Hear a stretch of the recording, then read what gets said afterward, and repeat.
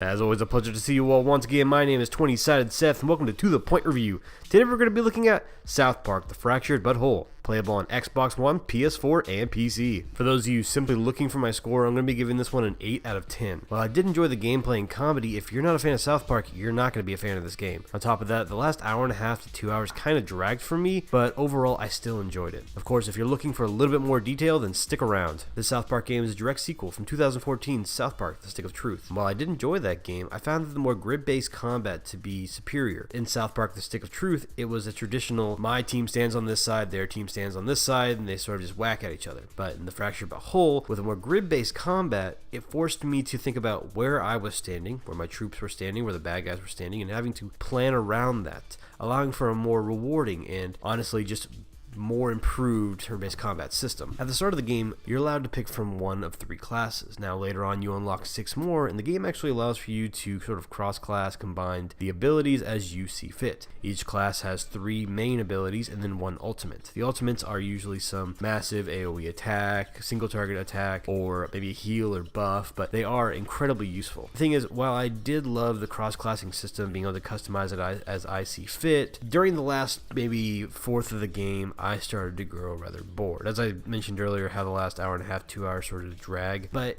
I can't really fault the game too much for that, as it's kind of hard for a turn-based game to keep me fully invested in the combat super late in. The game has a massive number of character customization options for like clothing, hair, eyewear, just a bunch of stuff, and a lot of the outfits seem to be based off of either Marvel or DC superheroes and villains I saw a couple times. Yeah, you have to imagine them through the eyes of a child, so you'll have things like taped on thunderbolts or like egg cartons on the shoulders and stuff like that, and I honestly kind of found that to be funny and charming at the same time. The comedy for me was spot on, but here's the thing, I'm a fan of South Park, and if you don't enjoy the kind of humor these guys do, the over the top, sometimes gross, just out there kind of ideas, it's not going to work for you. And that's kind of the biggest thing, is this game runs off of its comedy, and I don't think that the gameplay alone is going to sell this for you. But if you love South Park as a show, or you at least enjoy a few episodes, I think this game will keep you entertained and it will keep you going through it. I love the characters in this game, but once more, it's South Park. They're all voiced by original voice actors, they're all done by the same writers, and I love that about it. There's about a dozen characters you get to pick to add on to your team of 4, and each one of them has their own unique abilities, unique ultimates, stuff like that, and I loved it.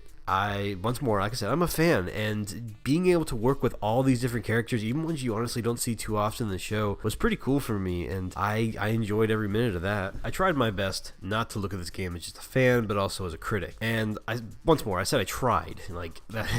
I know that doesn't sound super honest, but the thing is, while it was hard for me to keep my fan side at bay, it did allow for me to see why this game would not be good for someone who doesn't like South Park. If you enjoy watching the show, then yeah, go for it. This game is definitely worth it, and I think, at least my copy did, I think a lot of other people's did too, like the pre-order copies, or maybe just the copies period, come with the Stick of Truth added on for free. I thought that was an awesome deal. So if you like South Park, or you're just looking for a funny RPG, maybe you liked Earthbound, you're looking for something funny like that, check out South Park, The Fractured But Whole. And that's why I'm giving this one, guys, an 8 out of 10. It's a funny game, but not everyone finds this kind of stuff funny. Hey there, I hope you enjoyed this video, and if you did, make sure to like, comment, and subscribe if you haven't already. I recently did a review on Destiny 2 if you want to go check that out, and I do plan on getting a review out for Wolfenstein. Looking forward to that game. That's towards the end of the month, so we're going to check that one out. And of course, guys, from us here at Team 20-Sided, y'all have a good night.